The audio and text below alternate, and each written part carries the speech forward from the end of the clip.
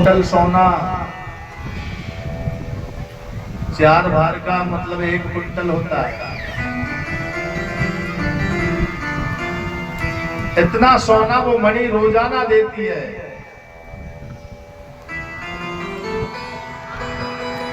महाराज जो मणि है ना, आज सत्राजीत ने क्या किया, उस मणि को अपने गले में धारण कर लिया।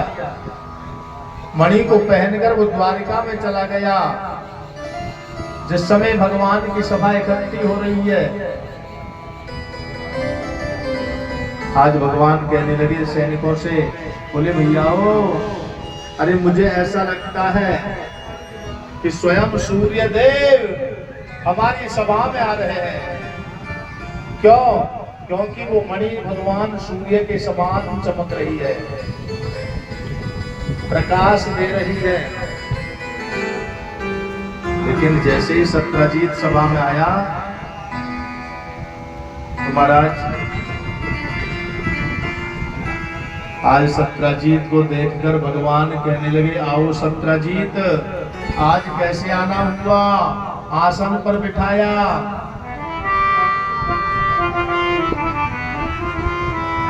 और बातों ही बातों में पूछ लिया, बोले सत्राजीत, जो तुमने मणि पहन रखी है ना, इस मणि का तुम क्या करते हो? बोले ऐसा करो, ये मणि हमको दे दो। क्यों? क्योंकि इस मणि के द्वारा हम प्रजा का पालन कर सकते हैं। कभी मान लीजिए दुर्भिक्ष पड़ जाए, अकाल पड़ जाए, तो उस समय इस मणि से हमारी प्रजा भूखी नहीं मरेगी। तो देखिए आज कहने लगा सत्राजीत कि भगवान कन्हैया, अरे तुम बड़े नटखट हो। क्यों? बोले लाला, ये मेरी वस्तु है, कोई जबरदस्ती नहीं है। बोले इस मणि को मैं किसी के लिए नहीं दे सकता। बोले भगवान, ये तो आपकी इच्छा है। अरे हम तो परोपकार के लिए मांग रहे हैं, और परोपकार करना भी चाहिए।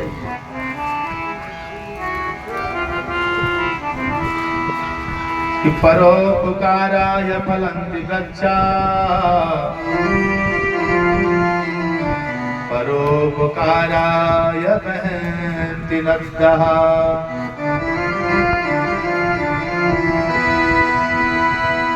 ध्यान से सुनना। आपने पशु पक्षियों को देखा होगा। महाराज पशु पक्षी भी परोपकार करते हैं।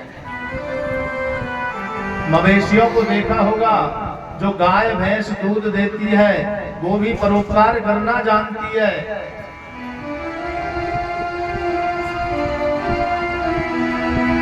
महाराज जो मवेशियां दूध देती है ना, उस दूध को स्वयं नहीं पीती, उसको भी हम पीते हैं।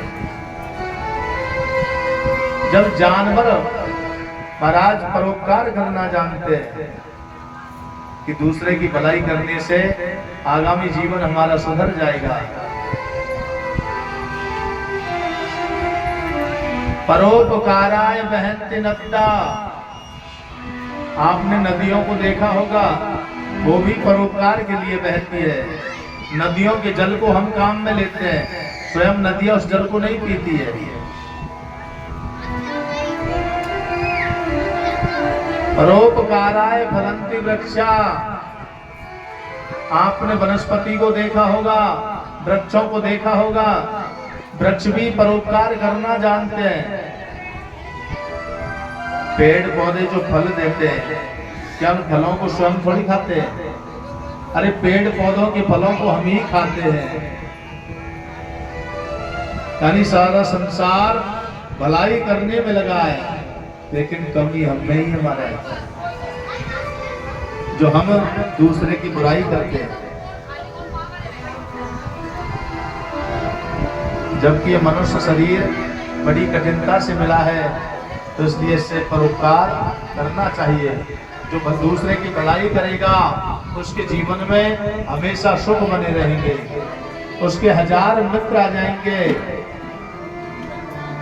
लेकिन जिसने भलाई करना नहीं जाना, जो स्वयं के पेट के लिए, स्वयं के उदर के लिए भटकता है, उसके जीवन में सुख नहीं मिल सकता। तो भगवान ने कहा कि राजन तुम इस मणि को दो या न दो, लेकिन आपको, क्योंकि ये आपकी वस्तु है, हम तो दूसरे की भलाई के लिए मांग रहे हैं। बोले लाला कनुआ, तुम जिस चीज को देख लेते हो ना, उसको मांगते ही हो, मैं मेरी वस्तु नहीं दे सकता। बिल्कुल मना कर दिया।